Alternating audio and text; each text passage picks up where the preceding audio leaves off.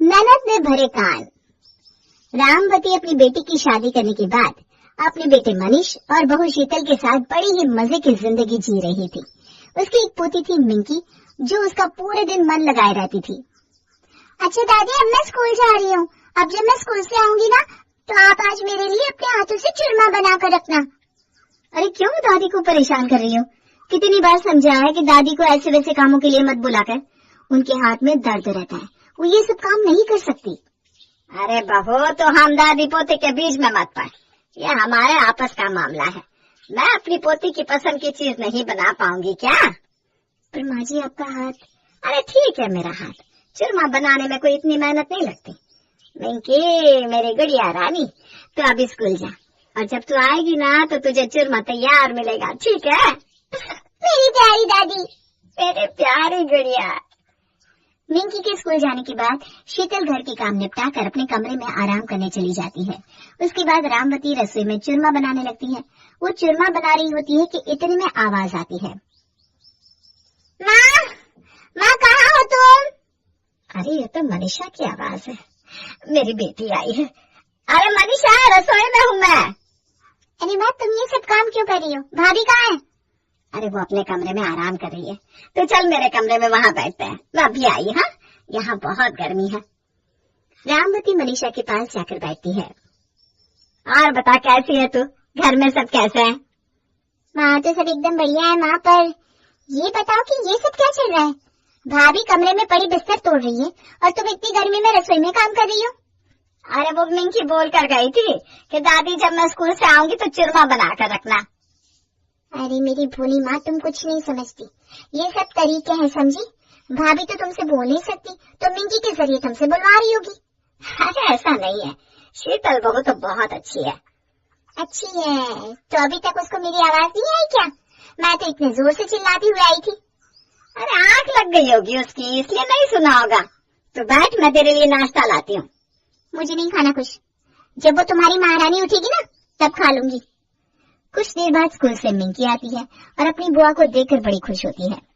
बुआ, बुआ आप कब आए?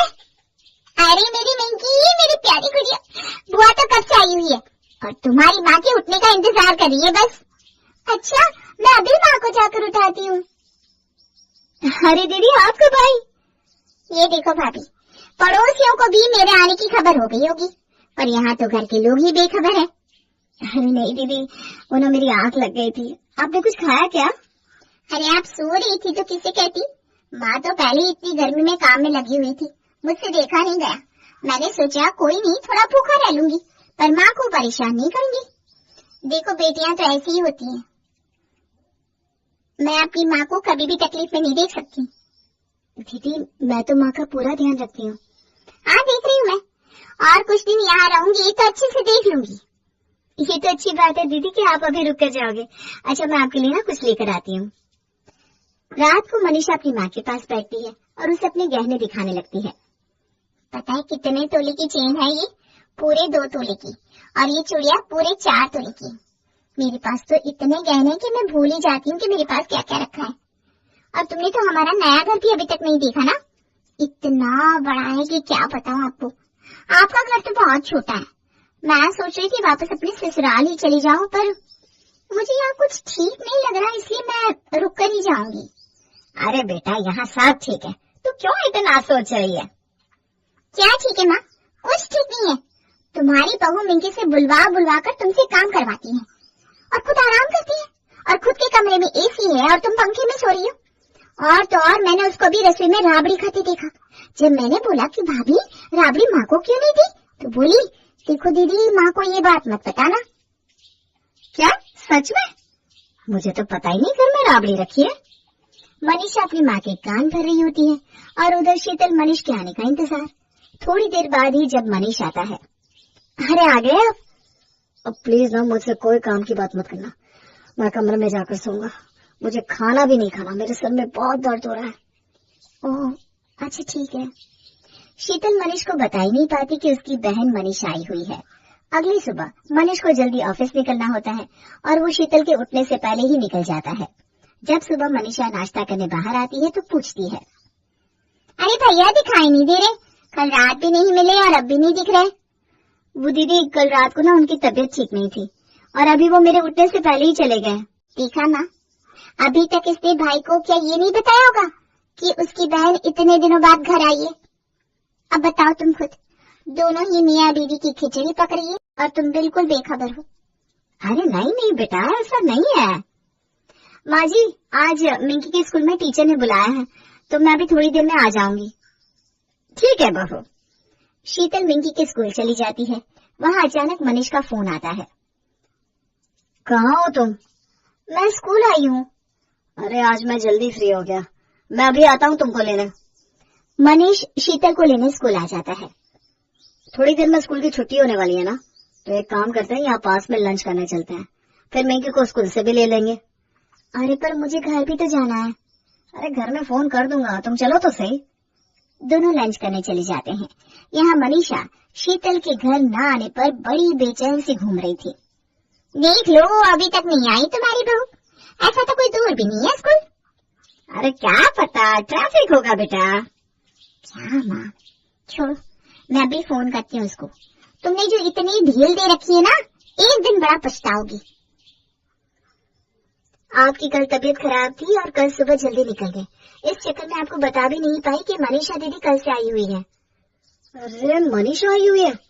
चलो माँ और मनीषा के लिए यहीं से खाना पैक करके ले चलेंगे। ठीक है। वैसे भी ना आपसे बहुत नाराज होंगी वो, आप कैसे गायब जो हो। नाश्ते के वक्त भी आपको पूछ रही थी। हेलो, अरे भाभी कहाँ रह गई? स्कूल ही गई थी ना? जी दीदी, स्कूल ही आई थी, बस मिंकी को स्कूल से लेकर घर ही आ रहे हैं। हाँ तो जल्दी आ जाओ। फिर आपका खाने का बिल? हाँ भैया लाओ। अच्छा दीदी। इतना बोलकर शीतल तो फोन रख देती है, पर मनीषा आंख बुबला हो जाती है। देखा, तुमको तो कुछ समझ में नहीं आता। अब भी बोलो कि तुम्हारी बहू भोली है और तुम्हारा बेटा आज्ञाकारी। अरे पर हुआ क्या है?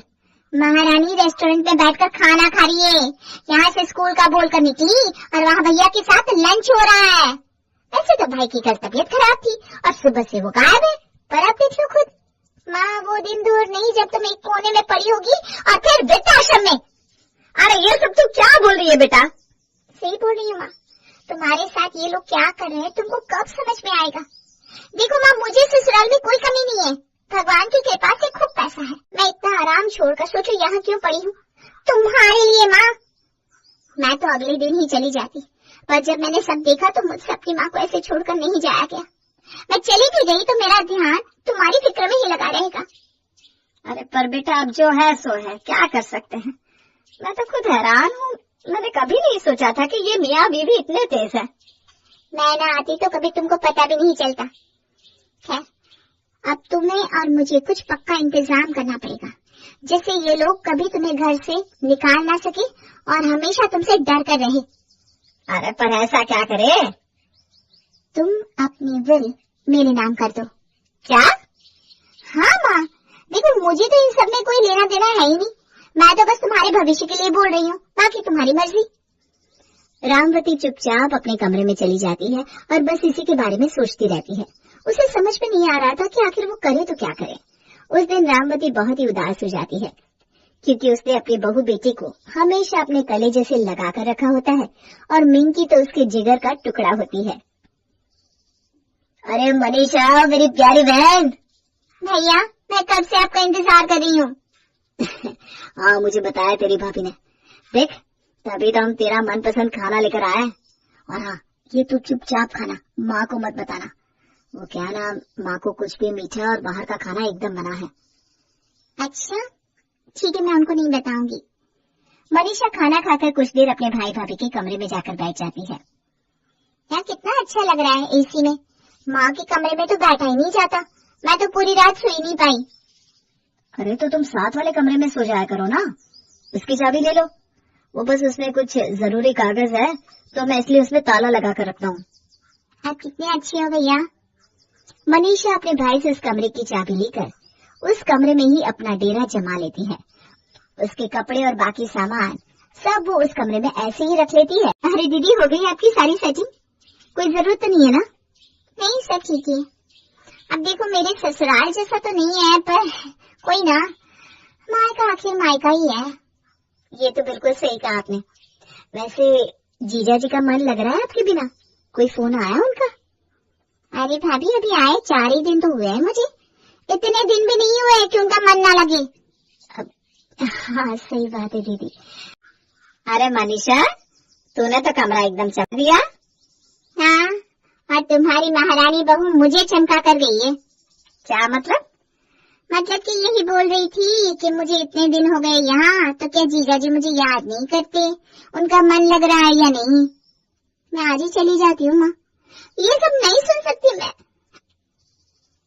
बताओ, एक लड़की शादी के बाद अब अपने मायके में भी नहीं रह सकती, अपने ही घर में रहने पर ऐसा सुनना पड़ता है। अरे बेटा तू रो मत, इन दोनों मियाँ बीवी ने तो हद ही कर दी है, मैं इनको देख लूंगी। तू बोल रही थी ना वो विल वाली बात, मैं कर दूंगी तेरे नाम, फिर देखती हूँ कौन तुझे यहाँ रहने से रोकेगा। ये सुनते ही मनीषा तो मन ही मन खुश हो जाती है। वो बिल्कुल भी देरी ना करते हुए वकील से अगले ही दिन बात करके विल अपने नाम करवा लेती है। विल नाम होते ही मनीषा 7वें आसमान पर होती है। सुनिए ना, ऑफिस से आते वक्त माँ की दवाइयाँ लेते आना। अभी मैं मार्केट जा रही हूँ तो मैं खुद ले आऊंगी। अच्छा ठीक है, तुम ले आना। मनीषा अपनी माँ की दवाई लेकर नहीं आती। शाम को बिना दवाई खाए रामवती का बीपी बढ़ जाता है और उसकी हालत बहुत बिगड़ने लगती है। देख मनीष, मेरी दवाई ले आया होगा, जल्दी लाकर दे दे मुझे। हाँ, मैं जाकर देखती हूँ। मनीषा बाहर जाती है और फिर वापस आती है। माँ भैया तो आपकी दवाई लेकर नहीं आए। अरे मैंने तो उससे बोला था। हे भगवान, अब मैं क्या करूँ। मनीषा बेटा, कुछ करना बेटा। हाँ माँ, मैं आपको डॉक्टर के पास ले चलती हूँ। मनीषा अपनी माँ को डॉक्टर के पास लेकर जाती है। उसके बाद जब वो घर आते हैं तो शीतल और मनीष माँ से पूछते हैं, पर वो कोई जवाब दिए बिना अपने कमरे में चली जाती है। मनीषा, मैं अभी आराम करना चाहती हूँ, किसी को मेरे कमरे में आने मत देना। ठीक है माँ। सब अपने अपने कमरे में चले जाते हैं। उसके बाद मनीषा अकेले माँ के पास जाती है। आज तो मुझे बहुत ही गुस्सा आ रहा है। अरे माँ जाने दो ना, छोड़ो ना, कल कुछ और सोचते हैं। अगली सुबह मनीष अपनी माँ के कमरे में आने ही वाला होता है कि मनीषा बोल पड़ती है, भैया माँ की तबीयत ठीक नहीं है, आप अंदर मत जाओ। अरे तभी तो जा रहा हूँ देखने। अरे पर उन्होंने अभी मना किया है, मैं तो अभी अभी होकर आई हूँ। अच्छा, तो शाम को आकर मिलता हूँ। माँ को बता देना शीतल की भी तबीयत ठीक नहीं है, मैं उसे डॉक्टर के पास लेकर जा रहा हूँ। ठीक है भैया। मनीषा अपनी माँ के कमरे में जाती है। क्या हुआ बेटा, ऐसी शक्ल क्यों बना रही है? क्या करूँ फिर, अभी अभी दोनों मियाँ बीवी बाहर गए हैं, बोल रहे थे मेरी बीवी की तबीयत ठीक नहीं है। अरे उनकी बात आई तो फट से ले गए, और माँ चाहे मर क्यों ना जाए, ये नहीं कि एक बार माँ का हाल ही पूछ लूं कि जिंदा है कि नहीं। अब मैं इन लोगों के साथ एक पल इस घर में नहीं रह सकती। बोल दे इनको कि चले जाए यहाँ से हमेशा के लिए। दादी, दादी कैसी हो आप? मर गई तेरी दादी, जा यहाँ से। दादी, दादी ने मुझे डांटा। अरे मिंकी रो मत, चल बाहर जाकर खेल। हाँ। शाम को जब मनीष और शीतल घर आते हैं तो रामवती वहीं बाहर बैठी थी। इस वक्त दोनों आ रहे हो, और ये मिंकी को किसके भरोसे छोड़ गए थे? मेरे एक बीमार बुढ़िया के? अरे माँ, ये सब आप क्या बोल रही हो? मिंकी क्या कोई बोझ है आपके ऊपर जो आपको उसको रखने में इतनी परेशानी होगी? नहीं नहीं, बोझ तो मैं हूँ, वो थोड़ी ना है। माँ, आप मेरी बेटी को ऐसे क्यों बोल रही हो? सुनिए, मुझे चक्कर आ रहे हैं। लो जी, अब इसे चक्कर आ गए, इतनी सी बात पर चक्कर। अरे जा जा, तू अपनी बीवी का ध्यान रख, तेरी माँ का क्या है, आज नहीं तो कल मरना ही है। ये क्या फालतू की बात कर रही हो माँ, मेरी बीवी की हालत तो देखो। शीतल, कमरे में चलो। रामवती अपने बेटे, बहू और पोती से बात करना ही बंद कर देती है। वो शीतल के हाथ का खाना खाने से भी मना कर देती है। काफी दिनों तक ऐसे ही चलता रहता है और धीरे धीरे सब रामवती से दूर हो जाते हैं। एक दिन फिर शीतल अपने पति से कहती है, मेरी तबीयत ठीक नहीं रहती जी, इस कमरे में ना घुटन होती है। हाँ, मैं वही सोच रहा था, आज माँ से बात करनी पड़ेगी। हम उनके कमरे से अपना कमरा बदल लेते हैं। मनीष अपनी माँ के पास जाकर बात करता है, पर रामवती तो अभी भी मुंह फुलाए बैठी थी। माँ ये बोल रहा था कि आप ये दूसरे कमरे में शिफ्ट हो जाओ ना। उस शीतल को इस कमरे की जरूरत है, उसे वहाँ घुटन होती है। हे भगवान, मनीषा देख रही है ना बेटा, देख कैसे चालाकी से मुझे मेरे ही कमरे से निकालने आ गया है। आज कमरे से निकाल रहा है, कल घर से निकाल देगा। हे भगवान, मुझे उठा क्यों नहीं लेता, मैं जीना नहीं चाहती। ये सब क्या बोल रही हो माँ, मैं ऐसा क्यों करूँगा? तू और तेरी बीवी यही चाहते हैं। सारी चाल समझ गई हूँ मैं तुम दोनों की, इसीलिए मैंने पहले ही अपनी विल मनीषा के नाम कर दी। अब तो मुझे इस घर से नहीं निकाल सकता, समझा? माँ, आपने ऐसा किया? मुझे यकीन नहीं होता कि आपको अपने बेटे पर भरोसा नहीं है। मुझे कभी इस घर का, प्रॉपर्टी का लालच था ही नहीं। पर ये सुनकर बड़ा दुख हुआ कि आपको अपने बेटे पर ही शक है। जब ऐसी बात आई गई है तो मैं आज ही यहाँ से अपने परिवार को लेकर चला जाऊंगा। हाँ हाँ, लेकर जा, मुझे जरूरत नहीं है तुम्हारी। मनीष उसी वक्त शीतल के पास जाता है। अभी के अभी अपना सामान बांधो और चलो यहाँ से। अरे पर हुआ क्या? बस अब हम इस घर में नहीं रहेंगे। मनीष शीतल को सारी बात बताता है और वो सब वहाँ से घर खाली करके चले जाते हैं। उनके जाने के बाद मनीषा के चेहरे पर अलग ही सुकून की खुशी होती है और रामवती गुस्से में उनको जाते हुए भी देखती है। अब मनीषा का पूरे घर पर राज होता है। वो मजे से मायके में दिन काट रही थी और करीब 1 महीना ऐसे ही गुजर जाता है। अकेली हो गई हूँ मैं। ये मनीषा भी अब मेरे पास नहीं बैठती। मिंकी थी तो पूरा दिन घर में रौनक रहती थी।